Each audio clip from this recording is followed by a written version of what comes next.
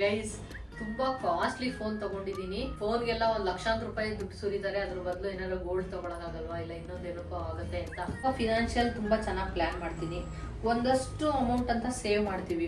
Glass bottle ತುಂಬಿಟ್ಟು ಒಂದು spoon ಅಷ್ಟು ಹನಿ ಹಾಕೋದು. ಏರ್ ಫಾಲ್ ಎಷ್ಟು ಕಂಟ್ರೋಲ್ ಆಗುತ್ತೆ ಅಂತ ಹೇಳ್ಬಿಟ್ಟು ಗೈಸ್ ಫುಲ್ಲು ಮನೆಯೆಲ್ಲ ಗಮ್ಮಂತ ಇದೆ.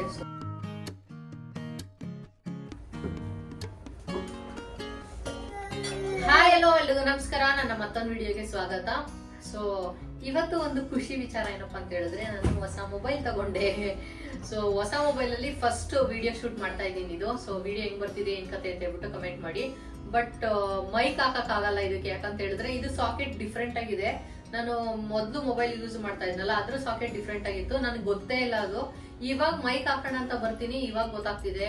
ಸರಿ ಇನ್ನೇನ್ ಮಾಡೋದು, ಸರಿ ಆರ್ಡರ್ ಮಾಡೋಣ ಅಂತ ಹೇಳ್ಬಿಟ್ಟು ಸದ್ಯಕ್ಕೆ ಹಂಗೆ ಮಾಡ್ತಾ ಇದ್ದೀನಿ. ಸೊ ಇವಾಗ ಆಡಿಯೋ ಕ್ವಾಲಿಟಿ ಹೆಂಗ್ ಬರ್ತಿದ್ಯೋ ಗೊತ್ತಿಲ್ಲ, ಸ್ವಲ್ಪ ಅಡ್ಜಸ್ಟ್ ಮಾಡ್ಕೊಳ್ಳಿ. ಸೊ ನೆಕ್ಸ್ಟ್ ವಿಡಿಯೋ ಇಂದ ಅದು ಸಾಕೆಟ್ ತಗೊಂಡು ಮಾಡ್ತೀನಿ. ಗೈಸ್ ತುಂಬಾ ಕಾಸ್ಟ್ಲಿ ಫೋನ್ ತಗೊಂಡಿದ್ದೀನಿ. ಕಾಸ್ಟ್ಲಿ ಅಂದ್ರೆ ಇವಾಗ ಅಪ್ಗ್ರೇಡೆಡ್ ವರ್ಷನ್ ಇದೇ ಇರೋದು, 16 ಪ್ರೋನೇ ಇರೋದು. ನಾನು ಯೂಸ್ ಮಾಡ್ತಾ ಇದ್ದಿದ್ದು ಬಂದು 14 ಪ್ರೋ ಯೂಸ್ ಮಾಡ್ತಿದ್ದೆ. ಬಟ್ ಅದು ಸ್ವಲ್ಪ ಹಾಳಾಗಿತ್ತು, ಅಂದ್ರೆ ಸ್ವಲ್ಪ ರಫ್ ಯೂಸ್ ಮಾಡಿದ್ದೀನಿ ವಿಡಿಯೋ ಶೂಟ್ ಮಾಡೋದು. ಮತ್ತೆ ನಮ್ಮ ಹತ್ರ ಲ್ಯಾಪ್ಟಾಪ್ ಇಲ್ಲ, ಹಂಗಾಗಿ ಎಡಿಟ್ ಕೂಡ ಅದ್ರ ಮೊಬೈಲಲ್ಲೇ ಮಾಡ್ತೀವಿ. ಸೊ ನಾವು ಯಾವಾಗ ಪ್ರೊಸೆಸಿಂಗ್ ಮಾಡ್ತೀವೋ ಸ್ವಲ್ಪ ಮೊಬೈಲ್ ಸ್ವಲ್ಪ ಸ್ಲೋ ಆಗುತ್ತೆ, ಮತ್ತೆ ಬೇಗ ಹಾಳಾಗುತ್ತೆ, ಬ್ಯಾಟ್ರಿ ಎಲ್ಲ ಬೇಗ ಡೌನ್ ಆಗುತ್ತೆ. ಇವನ್ ಬೇರೆ ಸ್ವಲ್ಪ ಬೀಳ್ಸಿ ಎಲ್ಲ ಹಾಳು ಮಾಡಿದ. ಸರಿ ಅದಕ್ಕೆ ಕೊಟ್ಬಿಟ್ಟು ತಗೋಣ ಅಂತ ಹೇಳ್ಬಿಟ್ಟು ಅದನ್ನ ಕೊಟ್ಟು ಎಕ್ಸ್ಚೇಂಜ್ ಮಾಡಿ ಇದನ್ನ ತಗೊಂಡೆ. ನಿಮ್ಗೆ ಗೊತ್ತಿರುತ್ತಲ್ಲ ಇದ್ರ ಕಾಸ್ಟ್ ಎಷ್ಟಿರುತ್ತೆ ಅಂತ ನಾನು ಹೇಳಕ್ ಹೋಗಲ್ಲ. ಹೇಳಿದ್ರೆ ಕೆಲವ್ರು ಬೈಕೊಬಹುದು, ಇಲ್ಲ ನಮ್ಗೆ ಗೊತ್ತಿರೋರೇನೆ ಏನಕ್ಕೆ ಫೋನ್ಗೆಲ್ಲ ಒಂದು ಲಕ್ಷಾಂತರ ರೂಪಾಯಿ ದುಡ್ಡು ಸುರಿತಾರೆ, ಅದ್ರ ಬದಲು ಏನಾದ್ರು ಗೋಲ್ಡ್ ತಗೊಳಕಾಗಲ್ವಾ, ಇಲ್ಲ ಇನ್ನೊಂದೇನಕ್ಕೋ ಆಗುತ್ತೆ ಅಂತ ಅಂತಾರೆ. ಅವ್ರವ್ರ ಪ್ರಿಯಾರಿಟೀಸ್ ಅಷ್ಟೇನೆ. ಈ ಫೋನ್ಗೆ ಮೋರ್ ದೆನ್ 1.25 ಲಕ್ಷ ಮೇಲೆ ಅಂತ ಹೇಳ್ತೀನಿ.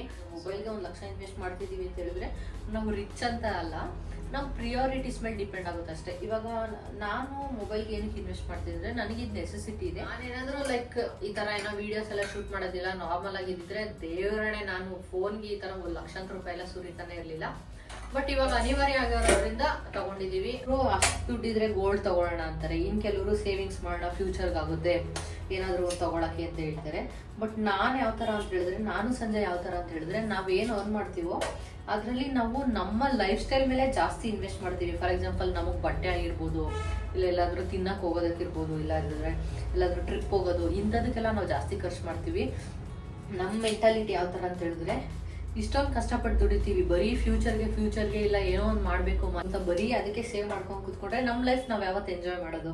ನಮ್ಮ ಲೈಫ್ ಅವಾಗ ಎಲ್ಲ ಮಾಡಿ ಎಂಜಾಯ್ ಮಾಡೋ ಅಷ್ಟೊತ್ತಿಗೆ ವಯಸ್ಸಾಗಿ ಹೋಗಿರುತ್ತೆ, ಅವಾಗ ಏನು ಬೇಡ ಅನ್ನಂಗೆ ಆಗೋಗಿರುತ್ತೆ. ಎಲ್ಲದನ್ನು ಬರೀ ಮಕ್ಳಿಗೆ ಅಂತ ಮಾಡಿಡೋಕ್ಕಾಗಲ್ಲ ಅಲ್ವಾ? ಸೊ ಇವಾಗಿನ ಪೇರೆಂಟ್ಸ್ ಮೆಂಟಾಲಿಟಿ ಹಂಗೆ ಇದೆ ಅಂತ ಅನ್ಕೊಂತೀನಿ ನಾನು, ಮೋಸ್ಟ್ ಆಫ್ ದ ಪೀಪಲ್. ಯಾಕಂತ ಹೇಳಿದ್ರೆ ಇವಾಗ ನಮ್ಮ ಪೇರೆಂಟ್ಸ್ ಅವ್ರ ಕಾಲದಲ್ಲೆಲ್ಲ ಜಾಸ್ತಿ ಬರೀ ಮಕ್ಳಿಗೆ ಅಂತ ಅವ್ರಿಗೋಸ್ಕರ ಅಂತ ಪಾಪ ಅವ್ರೇನು ಮಾಡ್ಕೊತಾನೆ ಇರಲಿಲ್ಲ.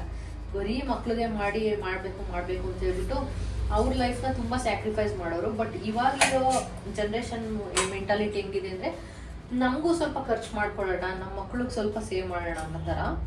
ಈಗ ಲೈಫ್ ಸ್ಟೈಲಿಗೆ ಖರ್ಚು ಮಾಡ್ತೀವಿ ಅಂದರೆ ಪೂರ್ತಿ ದುಡ್ದಿದೆಲ್ಲ ಅದಕ್ಕೆ ಖರ್ಚು ಮಾಡಲ್ಲ. ನಾನು ತುಂಬ ಫಿನಾನ್ಷಿಯಲ್ ತುಂಬ ಚೆನ್ನಾಗಿ ಪ್ಲ್ಯಾನ್ ಮಾಡ್ತೀನಿ. ಒಂದಷ್ಟು ಅಮೌಂಟ್ ಅಂತ ಸೇವ್ ಮಾಡ್ತೀವಿ ಫ್ಯೂಚರ್ಗೆ. ಮಿಕ್ಕಿದ್ನ ಲೈಫ್ ಸ್ಟೈಲು ಮತ್ತು ಮಿಕ್ಕಿದ್ದು ಸ್ವಲ್ಪ ಕಮಿಟ್ಮೆಂಟ್ಸ್ ಇರುತ್ತೆ. ನಮ್ಮ ಲೈಫ್ ಸೆಕ್ಯೂರಿಟಿನೂ ಬೇಕಲ್ಲ, ಲೈಫ್ ಇನ್ಶೂರೆನ್ಸ್, ಹೆಲ್ತ್ ಇನ್ಶೂರೆನ್ಸ್ ಅದೆಲ್ಲ ಇರಬೇಕಲ್ಲ, ನಾವು ಕೈಯಲ್ಲಿ ದುಡ್ಡು ಇಟ್ಕೊಂಡಿರ್ತೀವ. ಸೊ ಅದಕ್ಕೆ ಸ್ವಲ್ಪ ಈ ಥರ ಎಲ್ಲ ಡಿವೈಡ್ ಮಾಡಿಕೊಂಡು ಈ ಥರ ಫಿನಾನ್ಷಿಯಲ್ ಪ್ಲ್ಯಾನ್ ಮಾಡ್ತೀನಿ. ಸೊ ನಂಗೆ ಯಾರೋ ಕೇಳ್ತಾ ಇದ್ರು ಫಿನಾನ್ಷಿಯಲ್ ಪ್ಲ್ಯಾನ್ದು ಒಂದು ವಿಡಿಯೋ ಮಾಡಿ ಅಂತ. ಇದಕ್ಕೆ ಮುಂಚೆ ನಾನು ಆಲ್ರೆಡಿ ಮಾಡಿದ್ದೆ, ಲೈಕ್ ಯಾವ ಥರ ನೀವು ಯಾವ್ಯಾವ ಥರ ದುಡ್ಡನ್ನ ಸೇವ್ ಮಾಡ್ಬೋದು ಏನು ಅಂತ ಹೇಳ್ಬಿಟ್ಟು. ಈ 20,000 ದುಡಿಯೋರಿಗೆ ಅವ್ರ ತಕ್ಕನಾಗೆ ಕಷ್ಟ ಇರುತ್ತೆ, ಇವಾಗ 1 ಲಕ್ಷ ದುಡಿಯೋರಿಗೆ ಅವ್ರ ತಕ್ಕನಾಗಿರುತ್ತೆ. ಈ ಕೋಟಿಗಟ್ಟಲೆ ದುಡಿತಾರಲ್ಲ ಅವ್ರದ್ದು ಪ್ರಾಬ್ಲಮ್ಸ್ ಇರಲ್ಲ ಅಂತಲ್ಲ, ಅವ್ರಿಗೂ ಇರುತ್ತೆ. ಅವ್ರುಗಳು ನೀವು ನೋಡಿದ್ರೆ ಬೇಕಾದ್ರೆ ಎಷ್ಟೊಂದು ಲೋನ್ ಮಾಡ್ಕೊಂಡಿರ್ತಾರೆ, ಅವ್ರ ತಕ್ಕನಾಗಿರುತ್ತೆ. ಸೊ ಎಲ್ಲರಿಗೂ ಪ್ರಾಬ್ಲಮ್ಸ್ ಇದ್ದಿದ್ದೇನೆ. ಬಟ್ ಏನಂದ್ರೆ ನಾನು ಕೇಳಿರೋಗೆ, ನಾವೇನು ದುಡಿತೀವೋ ನಮಗೆ ಖುಷಿ ಆಗಬೇಕು, ಅದಕ್ಕೆ ನಾವು ಸ್ಪೆಂಡ್ ಮಾಡ್ಕೊಂಡ್ರೆ ದುಡ್ಡು ನಮ್ಮ ಕೈಯಲ್ಲಿ ಬರ್ತಾ ಹೋಗುತ್ತಂತೆ. ಸೊ ನಾವು ಅಯ್ಯೋ ನಮ್ಮ ಹತ್ರ ದುಡ್ಡಿಲ್ಲ, ಅಯ್ಯೋ ನಮ್ಗೆ ಖರ್ಚು ಮಾಡೋಕ್ಕಾಗಲ್ಲ ಅಂತ ಅನ್ಕೊಂಡು ಕೂತ್ಕೊಂಡ್ರೆ ನಮ್ಗೆ ದುಡ್ಡೇ ಬರಲ್ಲ. ಬಟ್ ನಾವು ನಮಗೋಸ್ಕರ ಖರ್ಚು ಮಾಡಿಕೊಂಡು ನಮಗೆ ಮನ್ಸಿಗೆ ಖುಷಿ ಆದರೆ ಎಲ್ಲಿಂದ ಆದರೂ ದುಡ್ಡು ಬರ್ತಾ ಇರುತ್ತಂತೆ. ಎಲ್ಲಿಂದ ಅಂದರೆ ನಮ್ಮದೇ ಅದು ಇದು ಇನ್ಕಮಿಂದ ಸ್ವಲ್ಪ ಚೆನ್ನಾಗೇ ದುಡ್ಡು ಬರುತ್ತೆ ಅನ್ನೋದು ಒಂದು ಸತ್ಯ. ನನಗೂ ಕೂಡ ಅದು ರಿಯಲೈಸ್ ಆಗಿದೆ. ಸೊ ನಾನು ಸಂಜಯ್ ನಮಗೋಸ್ಕರ ದುಡ್ಡು ಖರ್ಚು ಮಾಡ್ಕೊತೀವಿ ಜಾಸ್ತಿನೇ. ಸೊ ಅದಕ್ಕೋಸ್ಕರ ಈ ಮೊಬೈಲ್ನ ಅಷ್ಟೊಂದು ದುಡ್ಡು ಕೊಟ್ಟು ತಗೊಂಡಿದ್ದೀವಿ. ಸೊ ನಿಮ್ಮ ಪ್ರಿಯಾರಿಟಿ ಏನು ಅಂತ ಹೇಳ್ಬಿಟ್ಟು ಕಮೆಂಟ್ ಮಾಡಿ ತಿಳಿಸಿ. ಇವಾಗ ನಾನು ಹೇಳಿದ್ರ ಮೇಲೆ ನಿಮ್ಗೆ ಏನ್ ಅನ್ಸುತ್ತೆ ಅಂತ ಕಮೆಂಟ್ ಮಾಡಿ. ಇವಾಗ ನಾವು ಕೂಡ ಎಷ್ಟು ಕಷ್ಟಪಟ್ಟು ಓದ್ಕೊಂಡು ಬಂದಿರೋದು, ಏನು ನಾವೆಲ್ಲ ರಿಚ್ ಫ್ಯಾಮಿಲಿಯಿಂದ ಬಂದಿಲ್ಲ, ಮಿಡಲ್ ಕ್ಲಾಸ್ ಫ್ಯಾಮಿಲಿಯಿಂದನೇ. ಇವಾಗ ಸಣ್ಣ ವಯಸ್ಸಲ್ಲಿ ಇದ್ದಾಗ ನಮ್ಗೆ ಅಯ್ಯೋ ನಾವು ಆ ತರದ ಬಟ್ಟೆ ತಗೋಬೇಕು, ಈ ತರ ತಗೋಬೇಕು, ನಮಗೂ ಆ ತರ ಕ್ರೇವಿಂಗ್ಸ್ ಆಗ್ತಾ ಇತ್ತು. ಇವಾಗ ನಮ್ಗೆ ದುಡ್ದು ಆ ಥರನೆಲ್ಲ ತಗೊಳ್ಳೋ ಕೆಪಾಸಿಟಿ ಇದೆ ಅಂತ ಹೇಳಿದ್ರೆ ತಗೊಂಡು ಹಾಕೊಂಡು ಎಂಜಾಯ್ ಮಾಡೋದ್ರಲ್ಲಿ ತಪ್ಪೇನಿಲ್ಲ ಅಂತ ನನಗನ್ಸುತ್ತೆ. ಏನೇನೋ ಹೇಳಿದೆ, ಒಂದು ಮೊಬೈಲ್ ಸ್ಟೋರಿಗೆ ಹೋಗಿ ಏನೇನೋ ಹೇಳಿದೀನಿ ನೋಡಿ. ಇವತ್ತು ನಾನು ಪಲಾವ್ ಮಾಡ್ತಾ ಇದ್ದೀನಿ. ತುಂಬಾ ದಿನ ಆಗೋಗಿದೆ ಪಲಾವ್ ತಿಂದು. ನನಗಂತೂ ಪಲಾವ್ ಕ್ರೇವಿಂಗ್ ಆಗ್ಬಿಟ್ಟಿತ್ತು. Pulao is my favourite. ಅದಕ್ಕೆ ಮುಂಚೆ ಸ್ವಲ್ಪ ನೆಲ್ಲಿಕಾಯಿ ತಗೊಂಬಂದಿದ್ದು ಹಂಗೆ ಇಟ್ಬಿಟ್ಟಿದ್ದೆ, ಮಾಡಿರ್ಲಿಲ್ಲ. ಅದೇ ನೆಲ್ಲಿಕಾಯ್ದು ಒಂದು ರೆಸಿಪಿ ನಾನು ತೋರಿಸಿದೆಲ್ವಾ ಪ್ರೀವಿಯಸ್ಲಿ ಕೂಡ, ಹೇರ್ ಫಾಲ್ಗೆಲ್ಲ ತುಂಬಾ ಒಳ್ಳೇದು ಅಂತ ಹೇಳ್ಬಿಟ್ಟು ಅದನ್ನ ಮಾಡ್ಕೊಳ್ಳೋಣ ಅಂತ ಮಾಡ್ತಾ ಇದ್ದೀನಿ. ಆಲ್ಮೋಸ್ಟ್ 1 ಮಂತಿಂದ ಅದೇ ನಮ್ಮ ತಂದೆ ತೀರ್ಕೊಂಡಿದ್ರಲ್ಲ, ಅವಾಗಿಂದ ನಾನು ಯಾವುದೇ ಥರ ವರ್ಕೌಟ್ ಆಗಲಿ ಇಲ್ಲ ಹೆಲ್ದಿ ಲೈಫ್ ಸ್ಟೈಲ್ ಏನು ಫಾಲೋ ಮಾಡ್ತಾ ಇರಲಿಲ್ಲ. ಸೊ ಈ ಥರ ಒಂದು ಗ್ಲಾಸ್ ಬಾಟ್ಲಿಗೆ ತುಂಬಿಬಿಟ್ಟು ಸ್ವಲ್ಪ ಪೆಪ್ಪರ್ ಪುಡಿ ಹಾಕಿದ್ದೀನಿ, ಮತ್ತು 1 ಸ್ಪೂನಷ್ಟು ಹನಿ ಹಾಕೋದು ಅಷ್ಟೇ. ಸಖತ್ ಒಳ್ಳೇದು, ಟ್ರೈ ಮಾಡಿ ನೋಡಿ. ಹೇರ್ ಫಾಲ್ ಎಷ್ಟು ಕಂಟ್ರೋಲ್ ಆಗುತ್ತೆ ಅಂತ ಹೇಳ್ಬಿಟ್ಟು. ಅಂದರೆ ಅದು ಸ್ವಲ್ಪ ಒಂಥರ ಹುಳಿ ಇರುತ್ತಲ್ಲ, ಅದು ಕಮ್ಮಿ ಆಗಲಿ ಅಂತ ಹನಿ ಹಾಕೋದಷ್ಟೇ. ಇದನ್ನ ನೀವು ಫ್ರಿಡ್ಜಲ್ಲಿ ಆಲ್ಮೋಸ್ಟ್ ಒಂದು 10 ಡೇಸ್ವರೆಗೂ ಇಟ್ಕೊಂಡು ತಿನ್ಬೋದು. ಸೊ ಡೈಲಿ ಬೆಳಗ್ಗೆ ಎದ್ದ ತಕ್ಷಣ ಖಾಲಿ ಹೊಟ್ಟೆನಲ್ಲಿ ತಿಂದರೆ ನಿಮಗೆ ಇಮ್ಯುನಿಟಿ ಬೂಸ್ಟ್ ಆಗುತ್ತೆ, ಮತ್ತೆ ಏರ್ ಫಾಲ್ ಕೂಡ ಕಂಟ್ರೋಲ್ ಆಗುತ್ತೆ. ತುಂಬಾ ಏರ್ ಫಾಲ್ ಕಂಟ್ರೋಲ್ ಆಗುತ್ತೆ. ಸಖತ್ ಒಳ್ಳೇದಿದು. ಸೊ ಗೈಸ್, ಇವತ್ತು ನನ್ನ ಫೇವ್ರೆಟ್ ವೆಜ್ ಪಲಾವ್ ಮಾಡ್ತಿದ್ದೀನಿ. ನನ್ನ ಸ್ಟೈಲಲ್ಲಿ ನನ್ನ ಫೇವ್ರೆಟ್ ವೆಜ್ ಪಲಾವ್ ಮಾಡ್ತಿದ್ದೀನಿ. ಹೆಂಗೆ ಅಂತ ತೋರಿಸ್ತೀನಿ ಬನ್ನಿ. ಎಲ್ಲ ರೆಡಿ ಮಾಡಿ ಇಟ್ಕೊಂಡಿದ್ದೀನಿ. ಸೊ ಮಸಾಲ ರುಬ್ಕೊಳ್ಳೋಕ್ಕೆ ಇಷ್ಟು ಮಸಾಲ ಇದೆ ನೋಡಿ. ಇಲ್ಲಿ ಹಸಿರು ಮೆಣಸಿನ್ಕಾಯಿ, ಶುಂಠಿ, ಬೆಳ್ಳುಳ್ಳಿ, ಒಂದು ದಪ್ಪು ಈರುಳ್ಳಿ, ಮತ್ತು ಒಂದು ಸಣ್ಣ ಟೊಮೊಟೊ, ಸ್ವಲ್ಪ ಚಕ್ಕೆ, ಲವಂಗ, ಸ್ವಲ್ಪ ಸೋಂಪು, ಮತ್ತು ಪುದೀನ, ಕೊತ್ತಂಬರಿ, ಇಷ್ಟನ್ನು ರುಬ್ಕೊಳ್ಳೋಕ್ಕೆ ಹಾಕೊಳ್ಳೋದು. ನಾನು ಯಾವಾಗಲೂ ಅಷ್ಟೇ ಇದೇ ಸ್ಟೈಲಲ್ಲಿ ಮಾಡೋದು. ಇದಕ್ಕೆ ಕೆಲವರು ರೆಡ್ ಚಿಲ್ಲಿ ಪೌಡರು ಅದೆಲ್ಲ ಹಾಕ್ತಾರೆ, ಬಟ್ ನಾನು ಅದೆಲ್ಲ ಹಾಕಲ್ಲ. ಇನ್ನೊಂದು ಮಸಾಲ ಹಾಕ್ತೀನಿ ಲಾಸ್ಟಲ್ಲಿ, ಅದೇನು ಅಂತ ತೋರಿಸ್ತೀನಿ.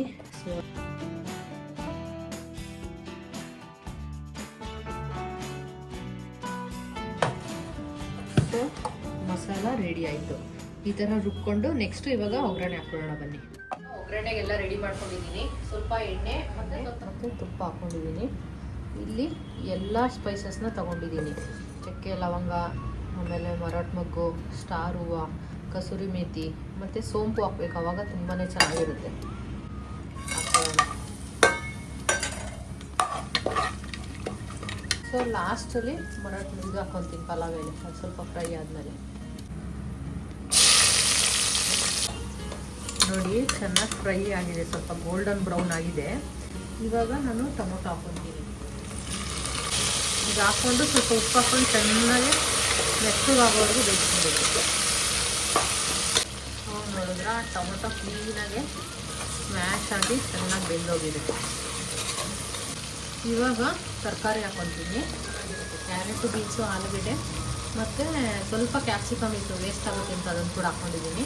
ಆ್ಯಕ್ಚುಲಿ ಇದಕ್ಕೆ ಬಟಾಣಿ ಹಾಕ್ಕೊಂಡು ಸೂಪರಾಗಿರುತ್ತೆ. ಇದನ್ನು ಕೂಡ ಒಂದು ರೌಂಡ್ ಫ್ರೈ ಮಾಡ್ಕೊತೀನಿ. ನಾನು ಪಲಾವ್ ಮಾಡ್ಕೋಬೇಕಂದ್ರೆ ಒಂದಿನನೂ ಹಾಳು ಮಾಡಲ್ಲ, ಅಷ್ಟು ಚೆನ್ನಾಗಿ ಮಾಡ್ತೀನಿ. ಯಾಕಂದರೆ ನನ್ನ ಫೇವ್ರೇಟು. ಚೆನ್ನಾಗಿ ಒಂದೊಂದು ಸತಿ ಒಂದೊಂದು ಏನೇನು ಹಾಕ್ತೀನೋ ಅದನ್ನೆಲ್ಲ ಚೆನ್ನಾಗಿ ಫ್ರೈ ಮಾಡ್ಕೊತಾ ಇರ್ತೀನಿ. ಸೊ ಇವಾಗ ತರಕಾರಿ ಫ್ರೈ ಆಗಿದೆಯಲ್ಲ, ಇವಾಗ ರುಬ್ಕೊಂಡಿರೋ ಮಸಾಲ ಹಾಕ್ಕೊತೀನಿ. ಈ ಮಸಾಲ ಪ್ರತಿ ಸಲನೂ ಫ್ರೈ ಮಾಡ್ಕೊಬೇಕು ಚೆನ್ನಾಗಿ, ಆವಾಗಲೇ ಪಲಾವ್ ಸೂಪರ್ ಟೇಸ್ಟಿಯಾಗಿ ಬರೋದು.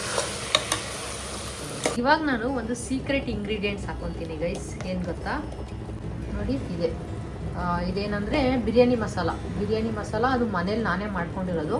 ಇಲ್ಲ ನೀವು ಹೊರಗಡೆ ಸಿಗುತ್ತಲ್ಲ ಅದನ್ನು ಕೂಡ ಹಾಕೋಬೋದು. ಹಾಕೊಳ್ದೆ ಸ್ಕಿಪ್ ಮಾಡಿದ್ರೂ ನಡೆಯುತ್ತೆ. 1.5 ಸ್ಪೂನಷ್ಟು ಹಾಕ್ಕೊಳ್ಳಿ. ತುಂಬಾ ಚೆನ್ನಾಗಾಗುತ್ತೆ ಟೇಸ್ಟು. ಇನ್ ಕೇಸ್ ನೀವು ಇದನ್ನು ಸ್ಕಿಪ್ ಮಾಡಿದ್ರೂ ಪರವಾಗಿಲ್ಲ, ಬಟ್ ಈಗ ನಾವು ರುಬ್ಕೊಂಡಿರೋ ಮಸಾಲದಲ್ಲೇ ತುಂಬ ಚೆನ್ನಾಗಾಗುತ್ತೆ ಟೇಸ್ಟ್. ಆಪ್ಷನಲ್ಲಿದೆ ಅಷ್ಟೇ. ನೋಡಿ ಎಷ್ಟು ಚೆನ್ನಾಗಿ ಬೆಂದಿದೆ. ನೀರು ಹಾಕ್ಕೊತೀನಿ ನಾನು. ಆ್ಯಕ್ಚುಲಿ ಬಿಸಿ ನೀರೇ ಹಾಕ್ಕೊತೀನಿ ಯಾವಾಗಲೂ. ಪರ್ಫೆಕ್ಟ್ ಕಲರ್ ಬರುತ್ತೆ ಗೊತ್ತಾ, ಪಲಾವ್ ಕಲರು ತುಂಬ ಚೆನ್ನಾಗಿರುತ್ತೆ. ನೀರು ನಾನು ಎಷ್ಟು ಅಕ್ಕಿ ತೊಗೊತೀನೋ ಅಷ್ಟೇ ಹಾಕ್ಕೊತೀನಿ. ಒಂದು ಸ್ವಲ್ಪ 1/4 ಗ್ಲಾಸ್ ಕಮ್ಮಿ ಹಾಕ್ಕೊತೀನಿ. ಕೆಲವರು 2 ಗ್ಲಾಸ್ ಅಕ್ಕಿ ಹಾಕಿದರೆ 3 ಗ್ಲಾಸ್ ನೀರು ಹಾಕ್ಕೊತಾರೆ. ಬಟ್ ನಾನು ಆ ಥರ ಮಾಡಲ್ಲ. ಬಿಸಿ ನೀರು ಇರೋದ್ರಿಂದ ಬೇಗ ಕುದ್ಬಿಡುತ್ತೆ. ಸೊ ಈ ಟೈಮಲ್ಲಿ ಒಂದು ಸ್ವಲ್ಪ ಟೇಸ್ಟ್ ನೋಡ್ಕೊಳ್ಳಿ. ಉಪ್ಪು ಕರೆಕ್ಟಾಗಿದ್ದರೆ ಫೈನ್, ಇಲ್ಲ ಅಂದರೆ ಉಪ್ಪು ಹಾಕ್ಕೊಳ್ಳಿ ಸ್ವಲ್ಪ. ಗೈಸ್ ಫುಲ್ಲು ಮನೆಯೆಲ್ಲ ಗಮ್ಮಂತ ಇದೆ. ಸೊ ಸಖತ್ತು ಘಮ ಬರ್ತಾ ಇದೆ ನೋಡಿ, ಚೆನ್ನಾಗಿ ಕುದೀತಾ ಇದೆ. ಇವಾಗ ಅಕ್ಕಿ ಹಾಕೊಳ್ಳೋಣ. ಸೊ ಒಂದು ಜಾಸ್ತಿ ಹೊತ್ತು ನೆನ್ಸಲ್ಲ ನಾನು ಅಕ್ಕಿನ, ಒಂದು 10 ಮಿನಿಟ್ಸ್ ಅಷ್ಟೇ.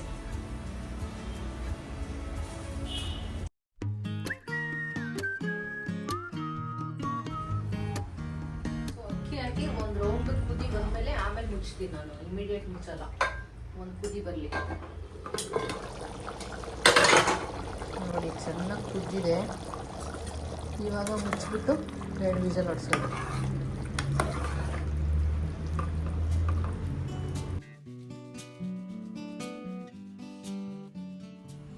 ಸೊ ಹೊಟ್ಟೆ ಅಂತೂ ಕವ ಕವ ಅಂತಿದೆ.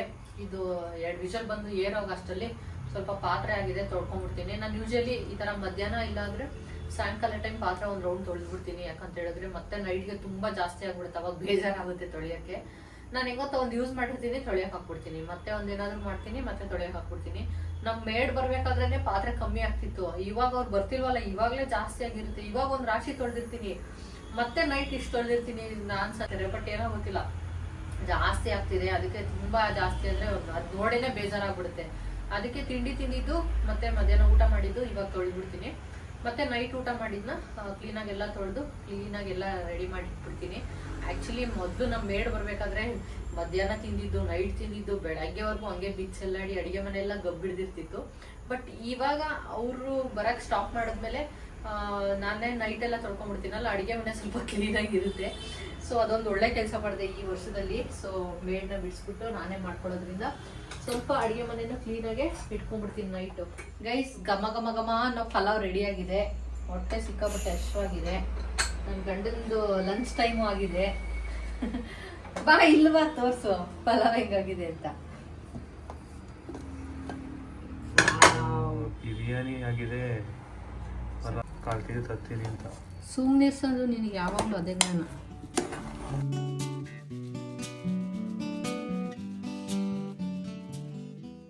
ನಾನ್ ವೆಜ್ ಅಂತನಲ್ಲ, ವೆಜ್ ತಿನ್ನೋದೇ ಇಲ್ವಾ ಅಂತ.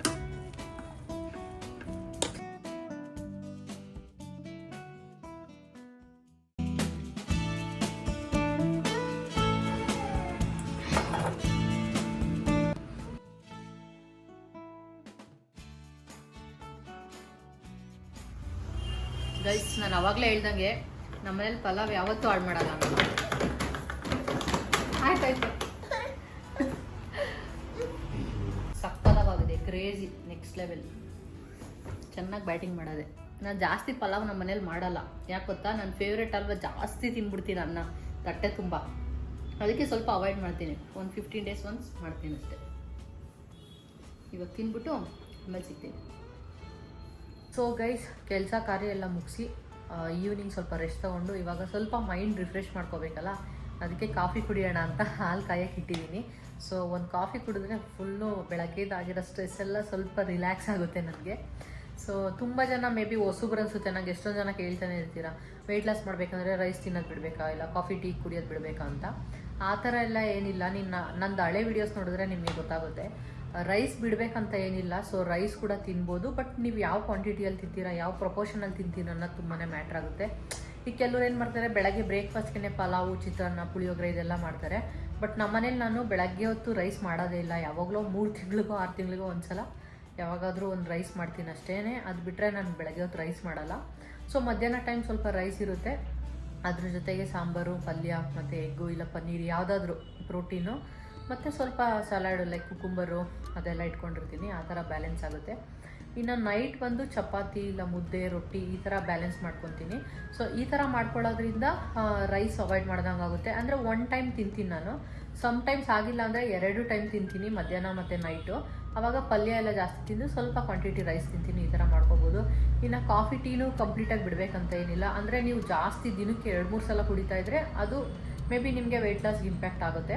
ಬಟ್ 1 ಟೈಮ್ ಕುಡಿದ್ರೆ ಏನೂ ಪ್ರಾಬ್ಲಮ್ ಆಗೋಲ್ಲ, ಕಮ್ಮಿ ಕ್ವಾಂಟಿಟಿನಲ್ಲಿ ಮತ್ತೆ ಸ್ವೀಟು ಅಷ್ಟೇ ಸ್ವಲ್ಪ ಕಮ್ಮಿ ಹಾಕೊಳ್ಳಿ, ಬೆಲ್ಲ ಸಕ್ಕರೆ ಏನಾದರೂ ಯೂಸ್ ಮಾಡಿ. ಬಟ್ ಸ್ವಲ್ಪ ಶುಗರ್ ಕಮ್ಮಿ ಹಾಕೊಂಡು ಯೂಸ್ ಮಾಡಿದ್ರೆ ಏನಾಗಲ್ಲ. ನಾನು ಬೆಲ್ಲದಲ್ಲಿ ಮಾಡ್ಕೊಳ್ಳೋದು. ಸೊ ನಾನು ಆಲ್ರೆಡಿ ಅಭ್ಯಾಸ ಆಗ್ಬಿಟ್ಟಿದ್ದೀನಿ ಕಮ್ಮಿ ಸ್ವಲ್ಪ ಸ್ವೀಟ್ನೆಸ್ಗೆ. So but one time coffee ಇರಲೇಬೇಕು ಗುರು, ಇಲ್ಲ ಅಂದರೆ ನನಗೊಂಥರ ಸ್ಟ್ರೆಸ್ ಆಗಿಬಿಡುತ್ತೆ. ಸೊ ಇಷ್ಟೇ ಇವತ್ತಿನ ವ್ಲಾಗು.